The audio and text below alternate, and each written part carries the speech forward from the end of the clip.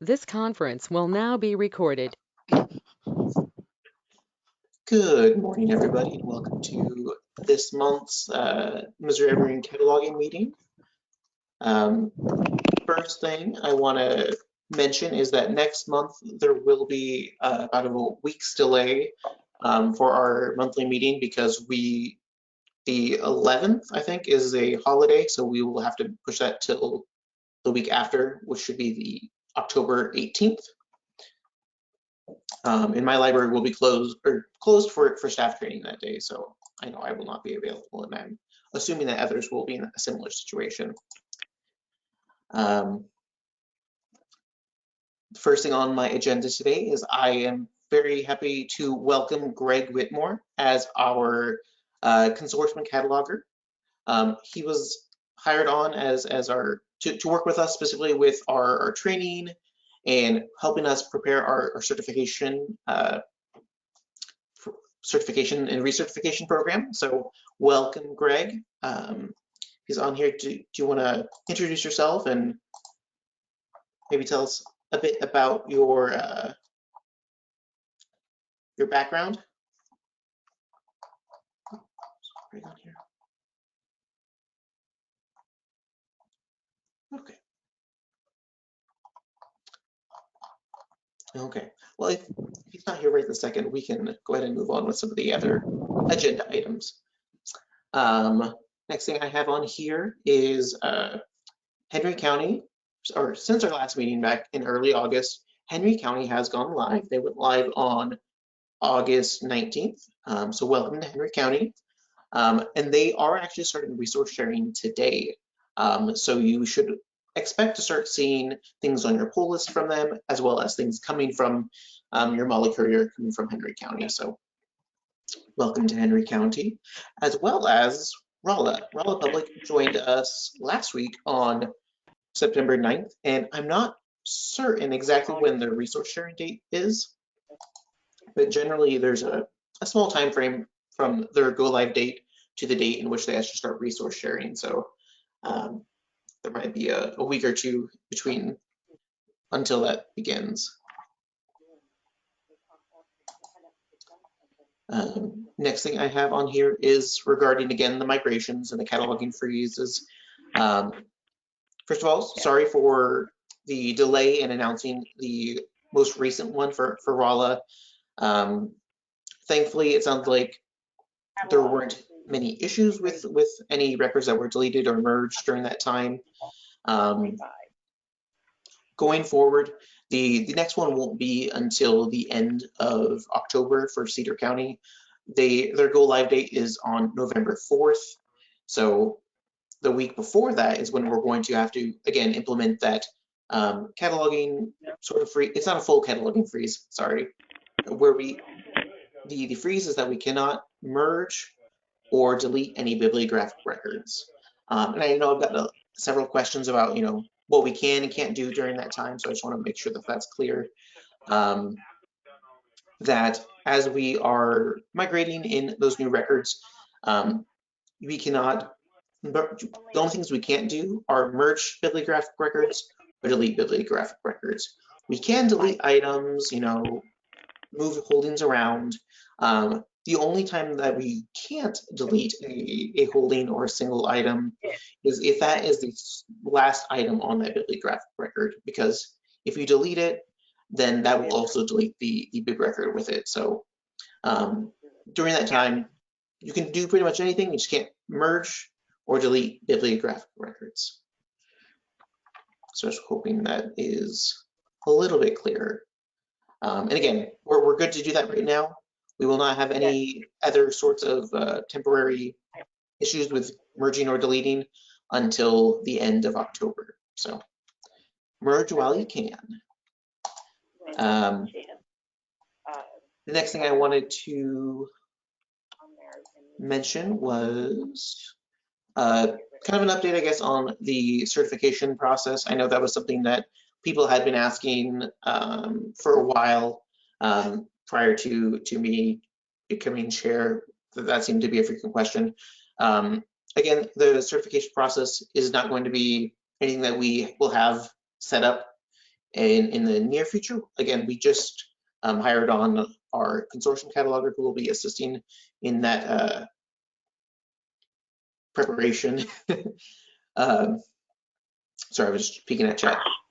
So Greg will be assisting us with that, and so look forward to that coming in the near future, but it's not coming up too soon. Additionally, as you may have seen in the listserv, there have been a number of changes to our monthly cataloging reports. Rogan reached out to the listserv letting us know that our existing reports were, again, something that were taking quite a while to run in the background, it sounded like, and so it was kind of problematic for them to run it. It caused delays for us to receive the reports, and so those are kind of being adjusted. I saw a number of catalogers reach out and identify some pain points with those reports. It sounds like Rogan has implemented a lot of those requested changes.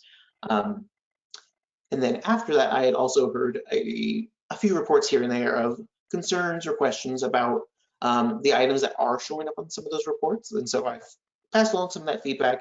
Rogan has implemented some of those changes, but he is not sending out any additional reports until, as those requests and changes kind of trickle in. He doesn't want to spam the listserv with updated report after updated report. So he's kind of collecting some of those, testing it locally at Equinox, and then he will be sending out updated reports in the future with our requested changes and our feedback. So look forward to those in the near futures.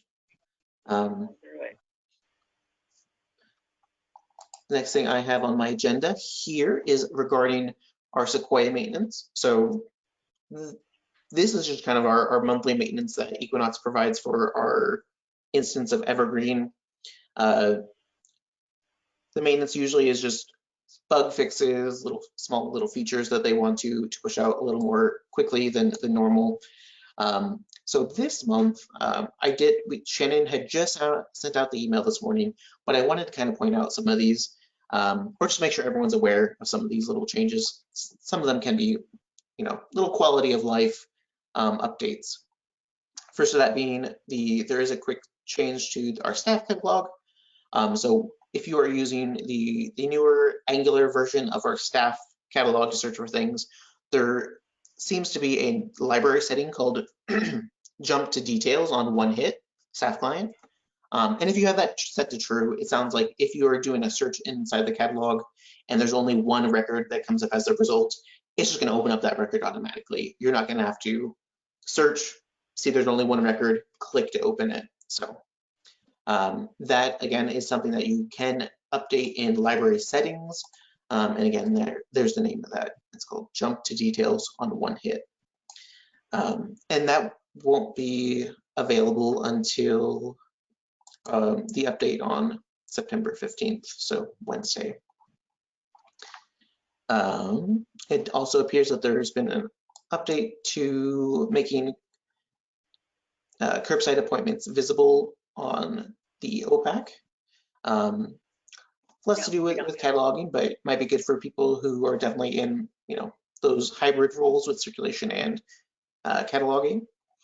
And then likewise, kind of with the last one about holds, but I do think that this one's pretty helpful for us who often are put in positions where we do have to answer questions about holds and how the catalog works.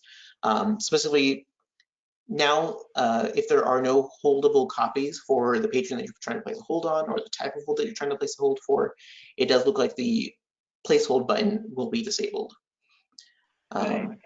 So that's a pretty nice feature, since currently, if you try to do something like that and you place the hold, it's kind of like this sometimes you get a really confusing error message. Sometimes it's really simple and just like, no holdable copies available or something like that. But I've seen some other goofy ones that aren't quite as easily explained. So again, those are just a few quick updates that I wanted to share with you for the Sequoia maintenance that will be taking place on Wednesday. Yeah, that curbside we don't even do. So. Now, thinking back on the Sequoia maintenance, is anybody certain, does that happen in the morning or the night before the 15th or the night No, of the 15th? it'll be the night of the 15th. So it'll be Thursday morning really before we get the good news. That's what I had thought. So I just wanted to double check because that comes up. Oh, They start. I'll update my notes later. But yeah, I always get confused about some of the dates on those. So thank you, Kate. And then lastly here, actually is going to bleed into our let's talk cataloging portion here. So the last thing really on the agenda is talking about deduplication. First of all, as we are bringing in new libraries, with that comes issues with deduplication. As we kind of mentioned before, we are trying a number of different things, working with Equinox to identify ways to better match up records as things come in. We're also reaching out to other consortia to kind of see how they work with new incoming member libraries to see, what are you doing? Are there better processes that we can borrow from you that will either allow better matching or just kind of work around some of those matching issues to bring in items onto our bid records in a different sort of way. So I'm trying to reach out to libraries right now to kind of get some ideas. But currently, as new libraries are joining, it does seem that there's a larger amount of records from these incoming libraries that aren't matching up with our existing bibliographic records as our matching rules and as our process stands now. And so again, we're working on it, but on top of that, I'm also noticing that in day-to-day cataloging, it would seem that some existing member libraries might accidentally be bringing in bibliographic records for things that already exist in the catalog. So I do want to just kind of address that and talk about some strategies that we can use to try and avoid some of those issues. So first of all, of course, make sure that we're all familiar with our guidelines for when we should and shouldn't be merging records. That will help us inform us when we do or don't need a separate record.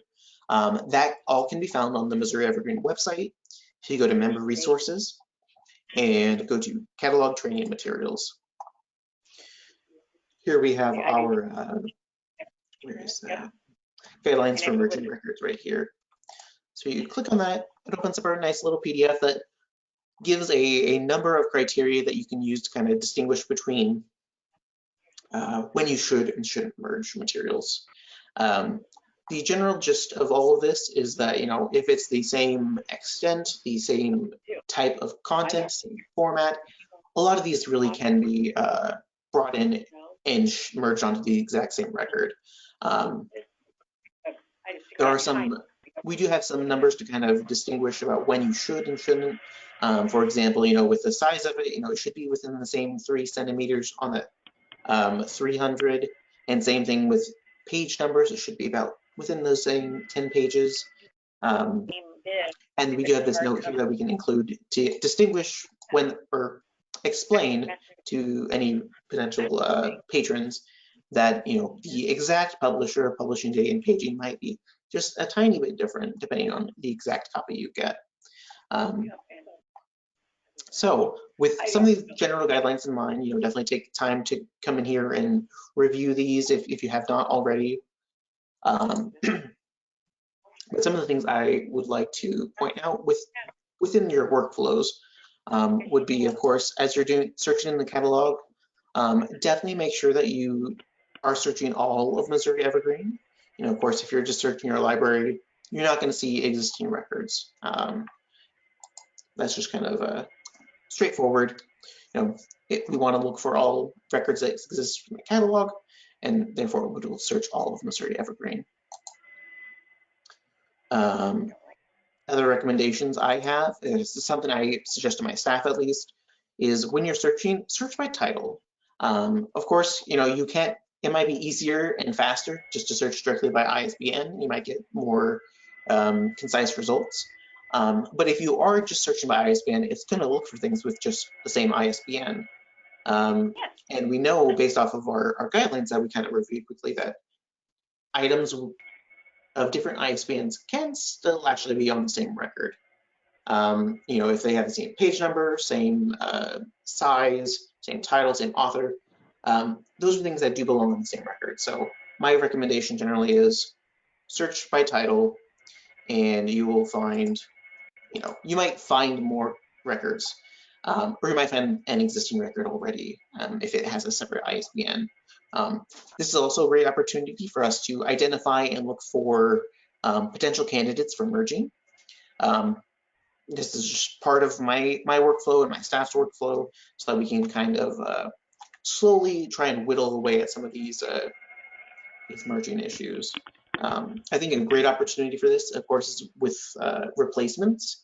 Recently, I've been replacing a lot of, you know, some of our classics or just really popular titles that we've had for a while that have just been a little bit worn. So going back, you know, we keep finding some of these, you know, titles like Roll of Thunder, Hear My Cry, To Kill a Mockingbird, a lot of things like that. There's just so many records for. So those are great opportunities to go back, search by title, and try to clean that up while you're adding in your replacement copy. Well, I understand what he's saying. Right. But we only have one copy of each book, so we should be able to do it by So hand. looking, additionally, I would like to point out that if you do have to import anything, please be sure that you know, you're importing a record that is accurately describing the item that you have in hand. You know, we can talk about how to use the Z3950 page to import records. Of course, you know, if you can't find something there, we can create our own records. But some of the issues I have seen in some records that have been imported are things being imported with the wrong formatting or the wrong material format and not updating all the content. So I've seen, you know, books where the icon has been updated to be the book. However, we haven't changed the 33X's. The record in the 300 might say that it has, you know, audio discs, things of that nature, where you're going to want to make sure if you are going to do that, that you are actually updating all the important fields and going through that record completely. Also, be careful that you're not bringing in things with that are in a foreign language. I've definitely gone through and seen here just once or twice. I've seen some records where there's like the page count includes, you know, a German word for page, or some of the subject headings are, you know, French subject headings. Just goofy little things here and there. So definitely, you know, if you are using one of those records and it has the same page count and everything, make sure that it's just in a language that is usable by some of our users. Okay, and just as a quick reminder for how we can do some of those things, for example, if we go under cataloging, you can go down to import record from Z3950 to bring in records from outside sources. A good number of these resources are available freely. I know like MainCat, Melcat, Library of Congress, a lot of these, even if they aren't a complete record, a lot of them are very good places to start at least. So you can check the resources that you want to use. Of course, clicking Save as Default to identify and keep all those settings saved, and always keeping local catalog checked. This is a good way. You can sometimes find that maybe your first search, you kind of goofed and missed something. If you have a local catalog checked, it will also check your same search criteria to identify things within our existing database. So of course, you know, you can search in here. I don't know what ISBN this is, but we'll use that. And you'll see here that, you know, with the resources I have checked, there's a number of records, and I can, of course, native Evergreen catalog as your service. It's going to point out that something's available locally. So this is telling me there's already a record that exists, and I can see the TCN here. Or if this didn't exist, I could go through and select the record from Library of Congress, or this one I have here from OCLC. And if I wanted to preview any of these, I could always just click on View Mark, and it'll kind of view that marked record. And of course, here's the existing one. So yeah, these are just ways that you can kind of preview things before importing. And then once you are ready, you can import or edit then import. As mentioned earlier, again, if you find nothing in here, you can create your own record natively by going to cataloging, create new mark record. And we do have lots of templates set up here. Generally, for a book, you'll click book and you can hit load, or whatever material you have. So for like a DVD, you can click that. And it'll have a lot of those fields kind of preloaded for us. And has a lot of those fixed fields prepared so that you can enter in the correct values. So that is just another way that if a record doesn't exist, we can create one. But preferably, definitely always check to make sure if there is an existing record within the database. I do see that I missed a question a few minutes ago. Oh, looks like there was somebody. I apologize for any additional sounds going on. But yeah, if you are not muted and don't have a question, it might be helpful to the group to mute yourself if you can. Does anybody have any questions about anything that I showed regarding deduplication, importing records, creating your own record?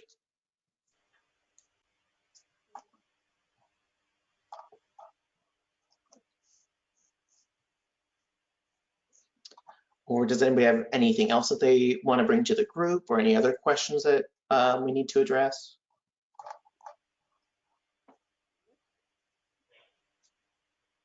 Nate, Greg is here now if he would like to introduce himself. Oh, Greg, you made it. Perfect. As I was telling everybody earlier, we're happy to have you. I did not know if you wanted to jump in and introduce yourself and talk a little bit about your experience so that everyone knows a bit more about you. Sure, I'll introduce myself. I'm Greg Whitmore. I've been in the library business now for about 15 years. I've been cataloging in one way or another professionally in all that time, but I've also been a cataloger since I was about 9 or 10, which is a whole nother story completely. I'm happy to be here. It looks like you guys have a lot of fun stuff that we can do. I'm certainly open to any questions. I'm not as confident as working in Evergreen as you guys are, because I've only had about 6 hours of training at this point, and I'm mostly training myself. Hopefully that's going to change this week. However, I am here for any questions that you guys have. If you want to email me or CC me as part of another question that you have, I am available for you. I am your cataloger. Awesome. Thank you very much, Greg. You're welcome. And welcome again. Okay. Any other questions or any other points that we want to be brought before the group?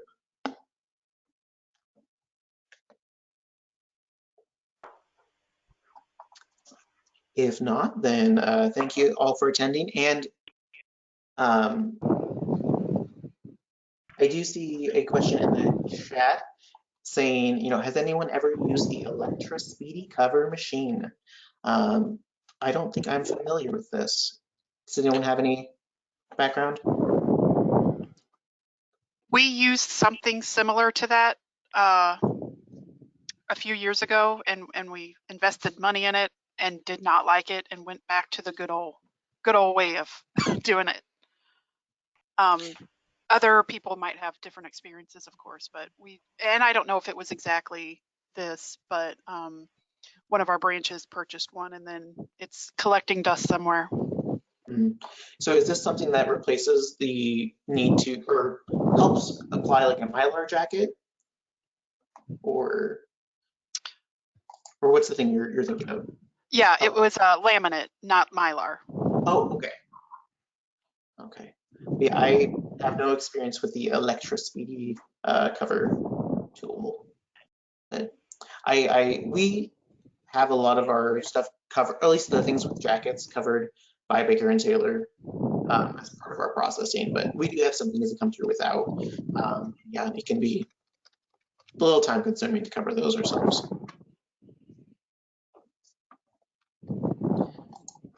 Okay.